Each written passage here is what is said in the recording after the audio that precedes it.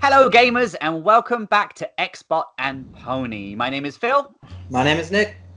And for this week, we've decided that we're going to focus on Microsoft's response after that earth-shattering PlayStation 5 event, which basically blew them out of the water. They might as well give up now. There's no point. They might as well take a Sega, just go software only and give up. That's what they need to do, just give up. All right, thank you for joining us, guys. See you next week. Bye. So, Nick, we've obviously been chatting quite extensively about it. In fact, the world has been talking quite extensively about PS5. And I think for a lot of people, there's been the sense that for months and months and months, Microsoft has obviously been dominating the next-gen conversation. They've been releasing little bits and pieces here and there. And everyone was kind of like, what's Sony doing? What's Sony doing? What's Sony doing? And now they've dropped this megaton bomb, and that's all everyone's talking about. So, what we want to talk about this week, what is Microsoft's next move? Because Sony has definitely laid down some big cards here. So what do they do next? Well, exactly. So just after the event, which we both did a video on that, so check that video out. I gave it a 7, Phil gave it an 8, and I stick by that score. I think it was solid without being groundbreaking. Mm-hmm. It was good. It was what everybody wanted. We got to see the console, we got to see games, gameplay, next gen, what that SSD can do. And Microsoft didn't stay quiet. After the event, they got the Twitter. They congratulated Sony, which they've done in the past. But then they're sneaky. After that, they said those games shown at the event will also play really well on the most powerful console available. So that's not the Microsoft of old. They would never do that. Yeah. They weren't confident enough. One second. They weren't confident enough to do that. So it shows a bit of GoldenEye music, I heard. It was. It's my alarm reminder for the cats. Cat's got to have tablets days for his thyroid, and that's my GoldenEye alarm music. Well, we both know that if that's what Microsoft announces next, that's it. Day one. It's over. Sony needs to pack up and move Sony out. Can go home. So for us, anyway. Yeah, for us GoldenEye lovers. Well, you tell me, man. All right, so having seen that event, and as a big Microsoft fan, what do you feel is their next step? What do they need to do now? Well, we've got to wait till July, so that's a bit of a gap. And like you said, Microsoft have been the ones showing us everything until this point.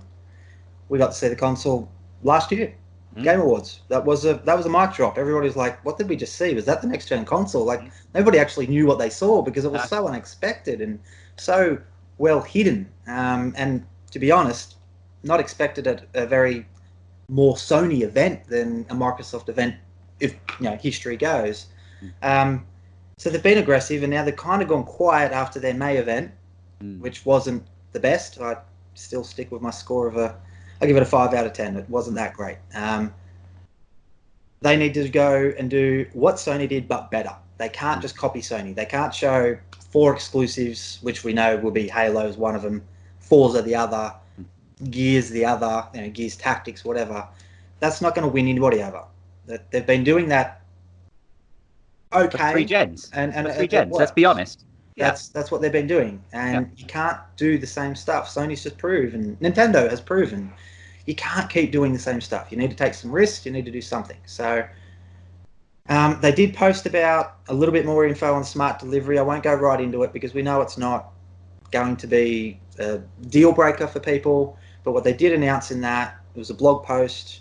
The games are Halo Infinite, Cyberpunk, Assassin's Creed, Destiny 2, Dirt 5, Scarlet Nexus, Chorus, Vampire the Masquerade, Bloodlines 2, Yakuza Like a Dragon, The Ascent, Call of the Sea, Gears 5, which was also confirmed to be a launch day release. So if you own Gears 5 now, you own it on Game Pass, you'll get the remastered Series X version for free instantly as soon as you boot up your Series X console at launch. So that's good, but again, it's not a deal sealer. Nobody's going to buy a Series X for remastered Gears 5. Like no one's going to buy a PS5 for remastered Last of Us 2. We're just not buying console for that version. So there was a couple other games. I assume Forza will join that list eventually. They said more to come. I assume Ori 2 will join that list because they've talked about an enhanced version of Ori running at 120 frames per second.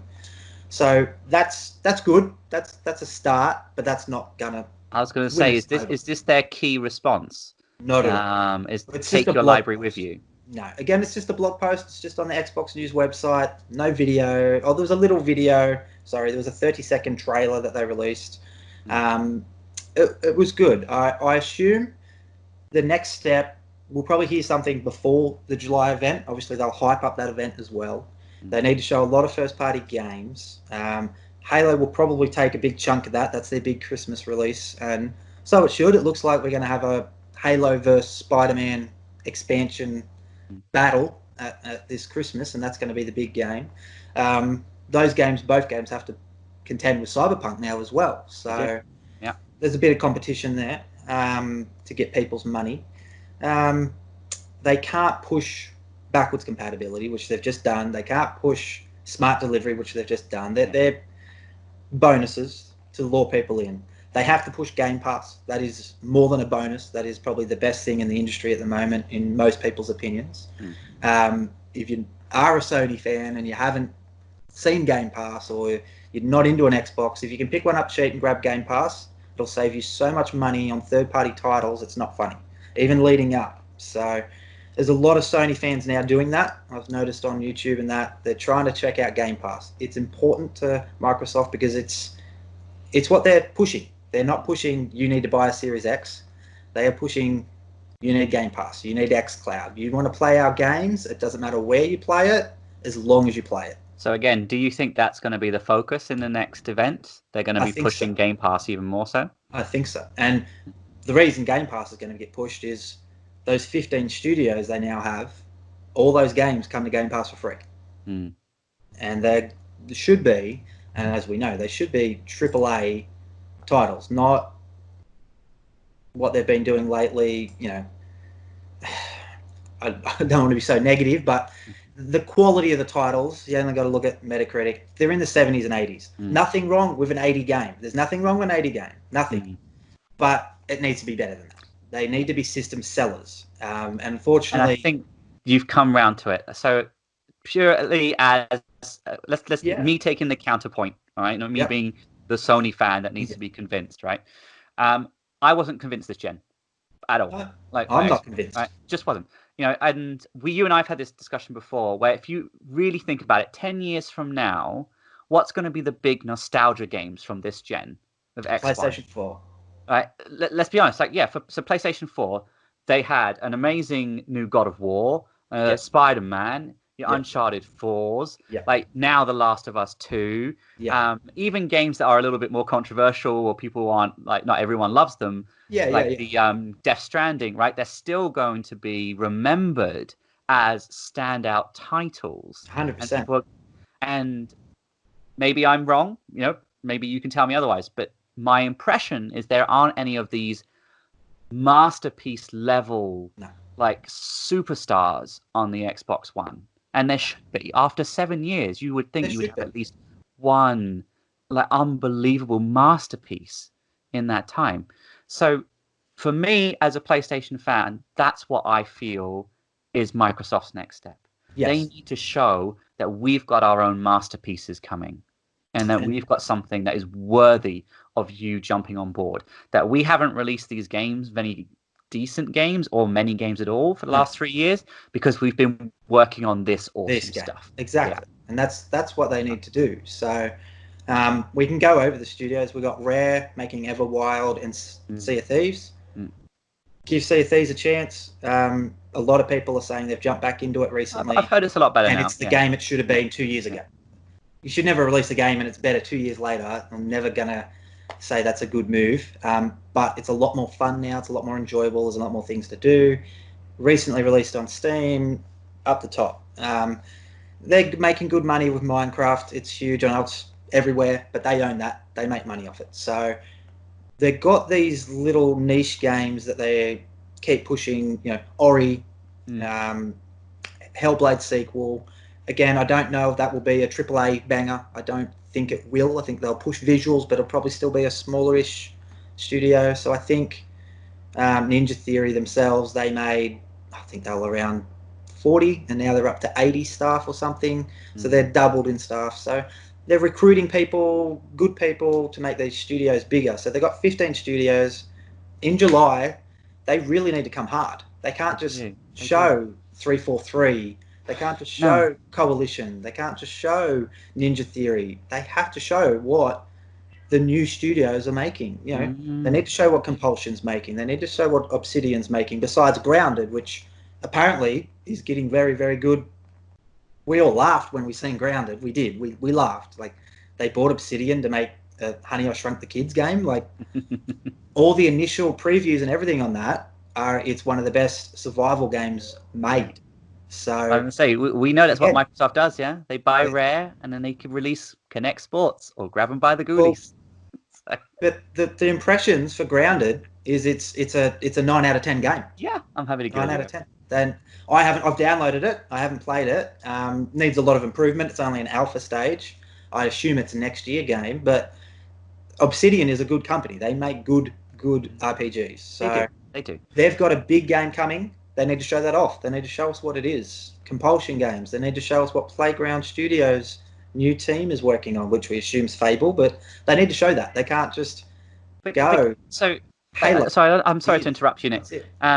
But can you hear the things that you're saying? Right. So you're saying we need to see that new Halo. We need to see what 343 is working on. We need to see that. We need to see what the Gears, what Coalition's working on. We've got to see what Fable's coming. It's the same stuff. And I didn't say Fable. I didn't say Gears. Right, I said Obsidian. Okay. New company. I'll try and correct the myself. Initiative. New company. I apologize. I'm not an expert on the Microsoft studios. I apologize. No. The new studios, the new acquisitions. No. Compulsion Games is a new studio. Ninja Theory, new studio. I hear you. Playground Games is a second thing, so not the Forza games. We think they're making Fable. They might not be. Obsidian is making Grounded, but they're a big team, which made the Fallout New Vegas game, which is considered the best Fallout RPG made. So they bought this RPG team. We need to see a AAA RPG. You do. It can't be a little RPG. If you want to move beyond that America-centric audience, you do. You need some decent RPGs. Can I propose a little theory to you? And I'm quite curious to see how you feel about this. Right? And again, it's just an outsider looking in and how I see Sony doing things. And I'd be curious what would happen if Microsoft did a similar thing. You can shoot it down as much as you like.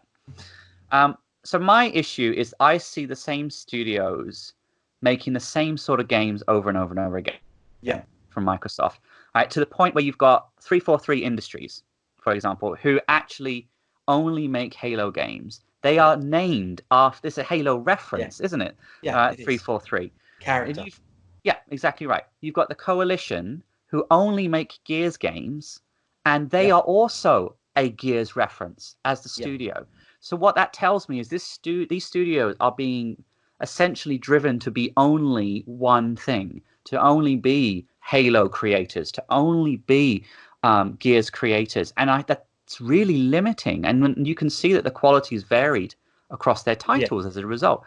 Now, where my theory is going to come in, and again, this is where I want you to try and shoot me down on it, is I see the opposite happening with Sony. If you take someone like Insomniac Games, for example, they would have done things like Ratchet and Clank, and I concede that obviously they're doing it again, and I know they've been consistent with those, but you've had a situation where Sony has allowed them to try other things too, and as a result, they've produced the Resistance franchise, they've produced Spider-Man, Sunset Overdrive, Guerrilla Games, same thing. For years, they were the Killzone guys.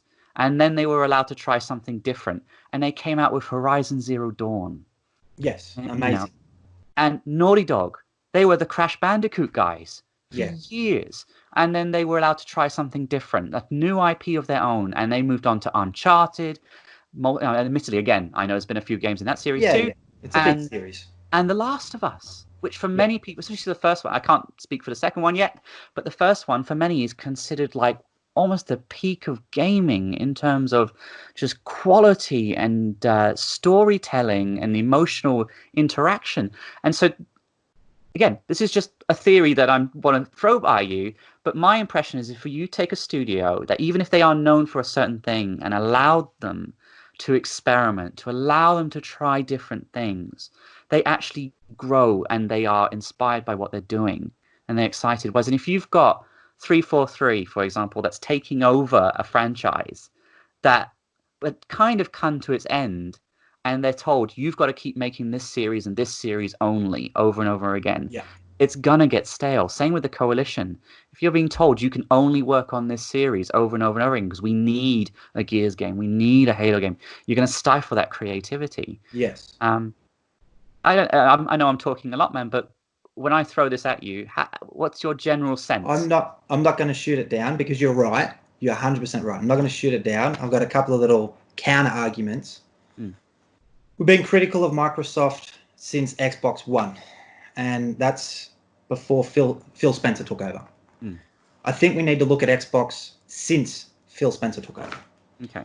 Because if we go back to the Xbox 360, there's really no complaints. They introduced games with gold. Everything was great. And then they got cocky. They got really cocky. And they come out and said, here's the Xbox One. Here's TV. If you want to play old games offline, keep your 360. We're not supporting you anymore. He doesn't work there no more. He's gone. He was horrible. That was horrible business. Horrible business. Since then, and you pointed it out, you got Sunset Overdrive. Was a very early launch title on the Xbox One. And who made that game? Yeah, Insomniac. Yeah. Insomniac. So, and anyone can shoot that game down. It's a great game. I admittedly haven't played it, but what I saw of it, it just looked like pure fun. And the people who've played it seem to really enjoy it. Not an Xbox game. It really isn't. It's really, I know it's got shooting in it, but it's more quirky, platformy, you know, it's out there, and it's an Insomniac game. It really is. It's one of their type of games. Why did that not sell? Because of the bad messaging to begin with that console. So games that launched early, which were okay in the Xbox One, they didn't get any limelight because they were. I don't disagree with you, man. I don't disagree that the initial marketing was bad. Yeah, you're not wrong there. But you can recover from that. Like PS3 had the same thing. They had a cocky start, a terrible reveal, and 360 dominated for a long, long time. And then by the end of the generation, PlayStation 3 caught up, and they were, I think correctly, I think PS3 technically overtook, but they were basically the same, right? More or less. Right? So you can recover from this. But you've got a situation where the Xbox One currently is a third of the sales. And I take that back to blaming. So something is not being given to gamers in the last 5 years from them, because teenagers now will not know that reveal. They'll have no idea. How would Xbox One be right now with no backwards compatibility and no Game Pass? Be gone. They'd be dead.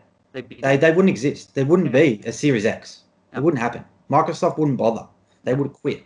So, in my opinion, Phil Spencer, and not just him, the whole team around him, have saved the Xbox brand. They've saved it. And that's a good thing for PlayStation owners. Anybody that wants Sony to fail or Microsoft to fail is shooting themselves in the foot, because you'll end up with, not taking a shot here, you end up with a PlayStation 5 that doesn't have backwards compatibility, doesn't have smart delivery, doesn't have free games that you get with a subscription. It, wants to charge you $60 for a remaster every 3 years. That's not pro-consumer. So we've got competition, which leads to us gamers getting more value for our money and better games too. Because if a competitor isn't making you're not wrong. You're not wrong. So that's why I really feel I stick by this theory, man. I really, really do. And if this event comes next month, and it's just, here's the next Halo, here's the next Gears, here's the next Forza, that's a bad sign for me.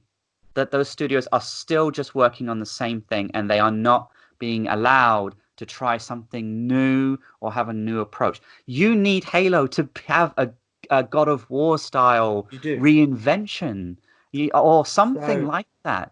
It's got to be a change, because if you're just repeating yourself, it's not going to succeed. It didn't work this gen. It's not going to work again. No.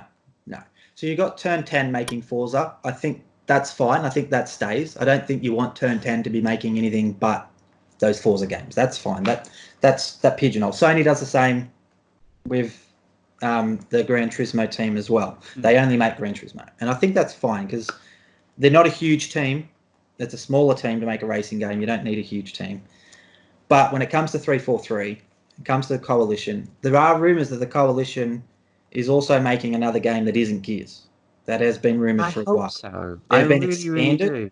They're actually helping the new team, the Initiative, with their game. The rumour is the Coalition is making the multiplayer portion of that game and assisting with the single player as that team grows, the Initiative, because they're a small team, they're a new studio. Hopefully that's true, and we can see that teams are branching out. They're not making the same thing. You'll see World's Edge. They'll continue to make Age of Empires. Double Fine, I think, will be a team that makes something different. After Psychonauts 2 comes out, something different. We are seeing Rare coming out with Everwild. It looks like a Zelda Breath of the Wild type game, cel-shaded adventure. So that's a good sign. It's not a Connect game. It's not a online multiplayer game. It looks like a single-player, story-driven game. We don't know enough about that yet to say it's going to be good or bad. So I'm not going to say it's going to be good. I'm not going to say it's going to be bad. They are making something different, which is a good sign. In Exile, working on Wasteland 3, they've just, I won't delve into it too much, but they're broadening the studio. They've doubled the amount of employees to go from a AA type game to a AAA studio, which means we probably won't see their game to 2023 if that's the case. They've got 5 positions opening for jobs, so they're expanding. Big story-driven game, RPG again, but that could be a while away, so we might not see their game in July. And they did say that they're working on the Unreal Engine 5. Their game is going to be developed for that. So it's obviously next-gen exclusive coming.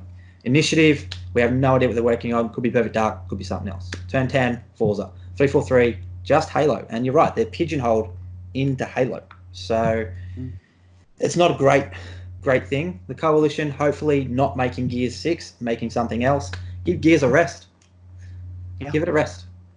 It looks like Uncharted's having a bit of a rest. Other games that Sony do it, they give them a little bit of a rest. These are creatives at the end of the day, right? They are. And so allow them to be creative. Allow them to try something different. Yeah. So I'm hoping in July we don't see Gears. We see a new IP from the Coalition. That's what hopefully they are helping them. Bingo. So a new IP is what they need. Yeah, you're right. They need a new IP. Mojang will continue to do Minecraft. That'll always stay the same, and I'm not going to disagree with that. That's their thing. Maybe Undead Labs could make something besides State of Decay. They could. Maybe that's always going to be an AA studio, but maybe they make something different. Obsidian, we know, is making a big AAA RPG. New IP, great. That's where we want to go. Again, it's probably down the track. It's probably not going to be soon. And Compulsion Games will be an indie game. They'll make something different every time. I don't think they're going to continue to get them to make a franchise. They'll be a new IP every time. Ninja Theory's making another sequel, but they're also making Project Mara. We don't know a lot about it, but it's another psychological type game. Playground Games, hopefully it is Fable. Fable has to come back, but it has to come back, like you said, like one of those God of War games. It has to be a story-driven, cinematic experience where you were drawn into the game. Yeah, you need to be drawn into the game. You need to want to like this character.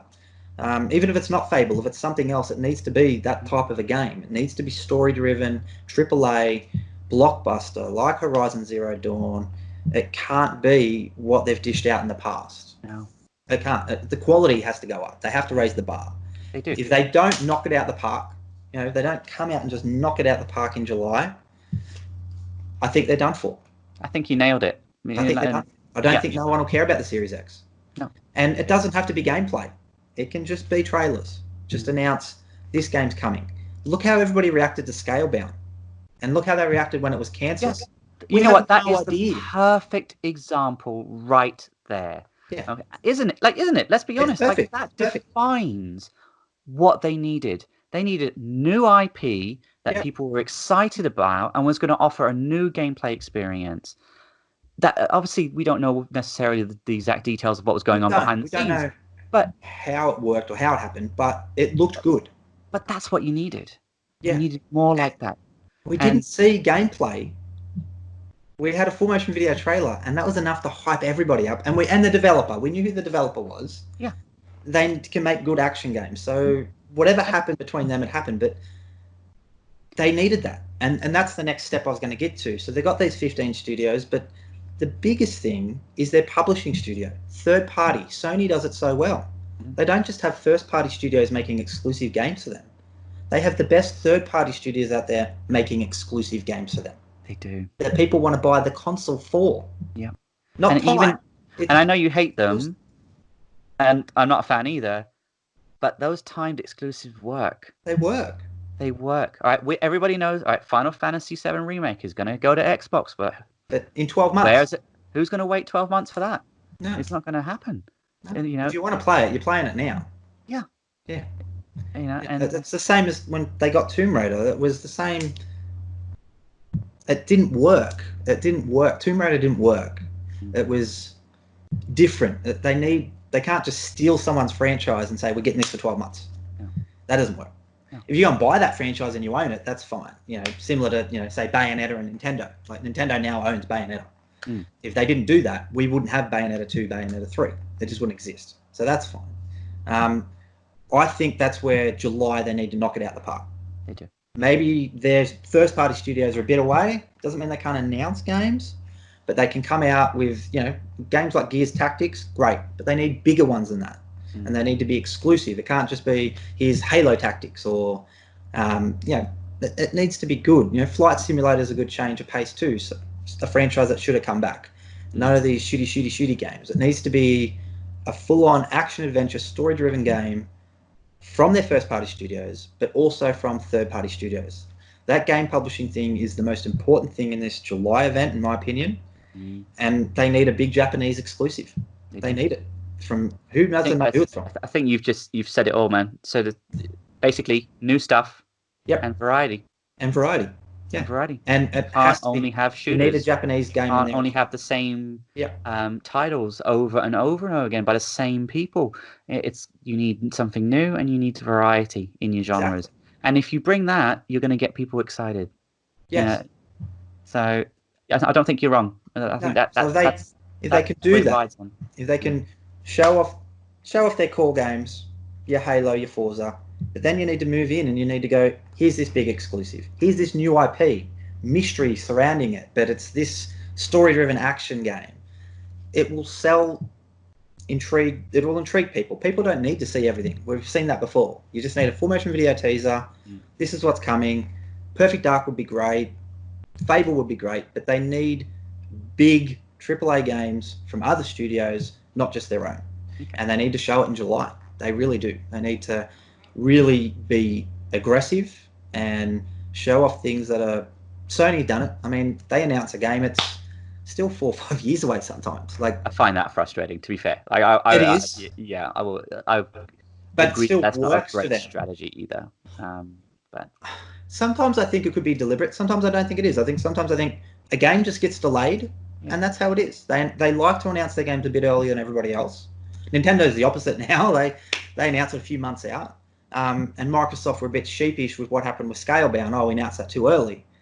But that's a one-off. Like, how often do you get a game like that where it's just not hitting the mark? And, maybe they didn't handle that well. Maybe they should have had somebody hands-on with Platinum watching that game every week, not every month. Like, if you're investing money into a game that big and you've got this big audience that wants this game, and without overhyping it, that was supposed to be the Xbox One savior. That and Fable Legends. And then they killed the Fable team. That's the other one, yeah. And they killed that off. And that was the end of the Xbox One then and there. As for the console war, that was the end. There wasn't, like you said, there wasn't no catch-up going to happen then. They had a little spike when they released the Australian version of Forza. Console sold for a bit, and then they haven't had a console spike since they released the One X, and that would have been tech heads, not being fanboy here. Tech heads just went and bought it because of how powerful it is, and that's why you've seen a spike there. But no games have created a spike since Forza Horizon 3, and that's saying something, isn't it? It is. So I think you and I are on the same page on this. I think games I have to be think they're front doing and center. things. Yeah, I and think they there's have to be steps new there. and they have to be varied. Yeah. But so the only so moving away from games for a little bit, because I think we've agreed on that one. If you look at the PS5 event, big impact stuff. They obviously Yes. reveal the console. Now that's too late. We can't do that with Xbox. No. However, they did reveal the digital version of that PS5. Yes, which was a good So surprise. does that mean now? Well, you've got a couple of things going on. Are they going to show their digital version that's been obviously rumored for a long time? But as a counter, does that mean that that impact is dampened because we've now seen the PS5 digital version of it? I don't think so. Maybe to the general public, I think most gamers know there's two consoles coming. There's already an Xbox One digital version out there, so what Sony's done isn't new. If there wasn't an Xbox but One it surprised digital, people. oh, it surprised me. Nobody knew that was coming. So what I think might cop, and I think this is how it's going to happen. I think we're going to see PS5 at 800 and Series X at 700, Aussie dollar. maybe even 650. So it's going to be USD. Aussie. We'll go with USD. We'll go with USD for everyone because we don't know the conversion rate. So USD, we've seen the Amazon leaks, and I think they're probably going to be pretty accurate. 20th of November for PS5 at $499 and $399. So that's a big jump for no disc version. So we need some more information on this no disc version, because if it's just a no disc version, $100 is it's a big jump. Yeah. So we probably need a bit more info on that. But they've done well, Sony, to do that and keep it under wraps. I see a lot of people wanting this digital version because a lot of people, not like you and me, but a lot of people want to go digital only. I personally go digital for indie games, and I go physical for AAA games. So I don't have a lot of AAA games on my Xbox One. It's all third-party stuff. So we want to see a price difference, and I think Microsoft will, and that's a huge jump. We've seen what happened to the PS3. That was too expensive compared to the 360. It made a huge difference. With this coronavirus, it's going to make even more of a difference. Of course it will. If you can do you think the price will be announced then in this event? That's going to be their shot fired thing. Maybe. They need to. I think they need to. It might not happen, but they might. If they can do that, if they can go, we're $399, we're $249, which means they kill the digital PS5. They kill the PS5.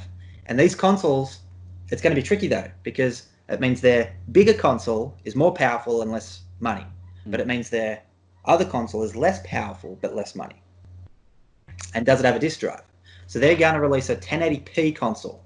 I think this 1080p console, if people can look at it and buy it for $150 USD cheaper than a PS5, they might go it, because not everybody's after 4K.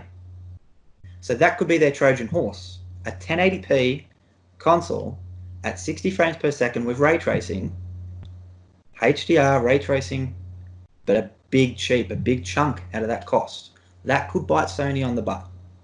It would be pretty ballsy to, I think, reveal that price. That's the current rumors going around at the moment. Yeah, because that just leaves Sony open to then just reduce their prices slightly, because they haven't announced anything. Sony can't afford to reduce their price. Everything in Sony, everything they've said, they could be bluffing here. They could be tricking Microsoft because they've done it before.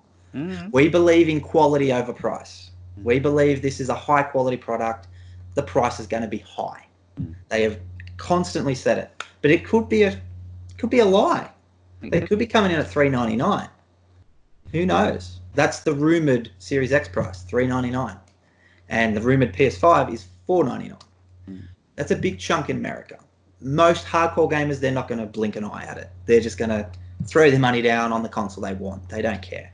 But the average gamer, if they can walk in and buy a console for $249 American, which would be a next-gen console in Australia for $500 less, maybe, that's huge.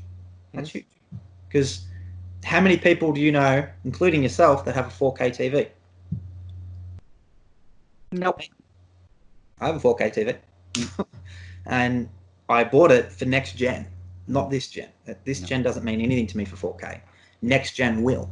I bought it for the PS5. I bought it for the Series X. So if they can do that, release that pricing, they have a good chance of being competitive. If they come in at the same price, I don't think they do. That's a good theory, man. That's good Sony theory. already has that. I worry about them firing first with that price. They might not, but if they can, and they've been given the backing. Phil Spencer said in an interview of IGN that Microsoft has given him the backing. He did reduce the price and be comfortable. They're not going to be crazy. They're not going to give it away. But Sony, they're not going to want to lose money on a console. They never have in their history. They'll take a small loss, but not a big loss. So if Microsoft are willing to take a $100 loss and make it up in Game Pass, and you've got to think xCloud's coming as well. They're going to push this xCloud. So it's coming to Series X in 2021, confirmed. In the meantime, it'll run on Xbox One as well. And the new theory of that is xCloud will be built into every Series X console in the background. And when you download your game, even though you don't have xCloud, you'll be able to instantly play your game streaming while it's downloaded. It would be a very good feature. So that's another good feature. Again, not going to sell consoles, but a cool feature. So there's a few things in the background that aren't confirmed that, pricing is so important, release date's so important, and then that first-party titles, but even more so important than the first-party titles, are the game publishing titles that are exclusive to Series X. Yeah.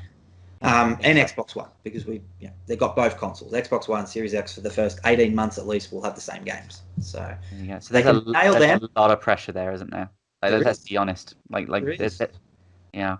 Yeah, and there's been articles saying that they're under pressure. It looks like they weren't. Everybody was so confident with them, but they are under so much pressure. They have to deliver, because if they don't, it could be the end of Xbox altogether. They're not going to have 2-3 years for Phil Spencer to turn it around with bad marketing. So they've hit everything good besides the May event. Everybody's allowed to have a stumble, I guess. So Sony had Mark Cerny, so Exactly. Yeah. It's not been smooth sailing for them either. No, not at all. But when you're coming last, you probably don't want to have too many trips. So you want to smooth sailing. So there's good games coming, some variety coming, some good indie games to finish off Xbox One.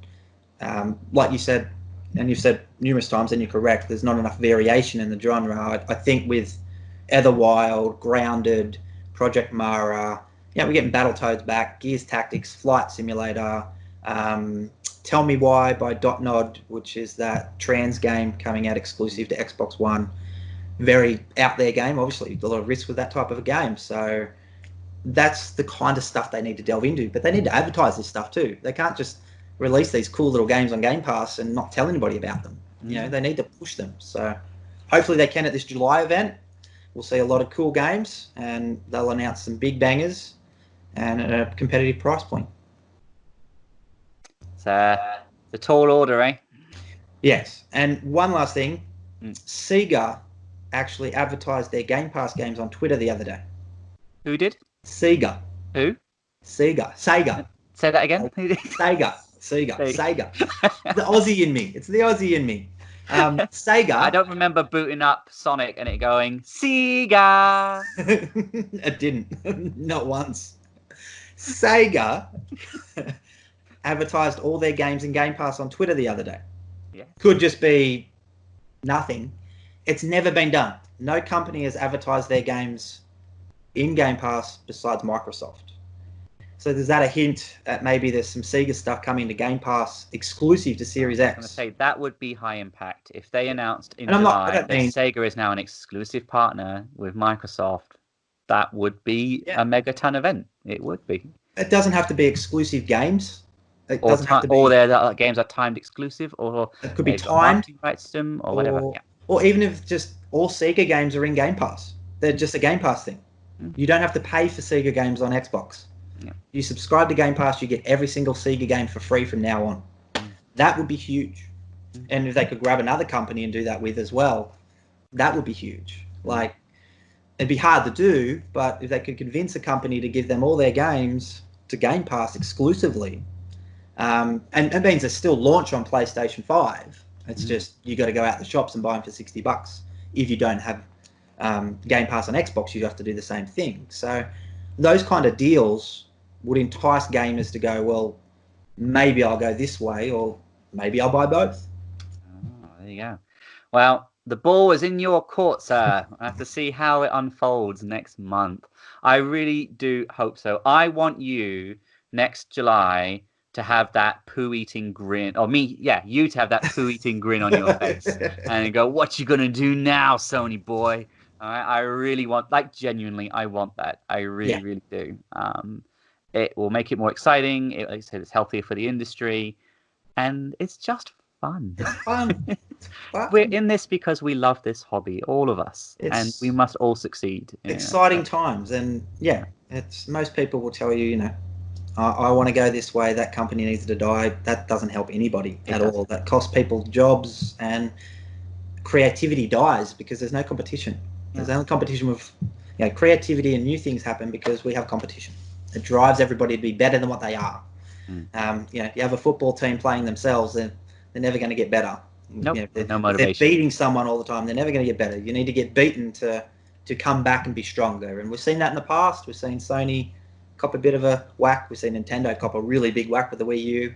Look where they are now. So exactly right. Not out of the realm of possibility.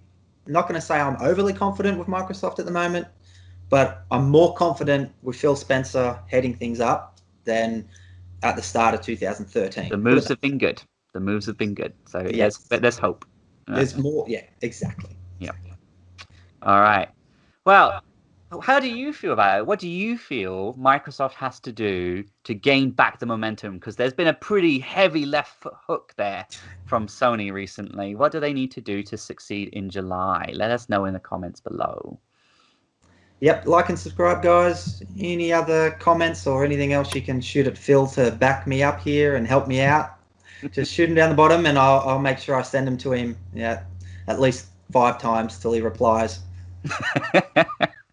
One day we will discuss Nick's messaging tactics. It's quite interesting. Yeah, he may come across as this nice, gentle, a little bit shy guy.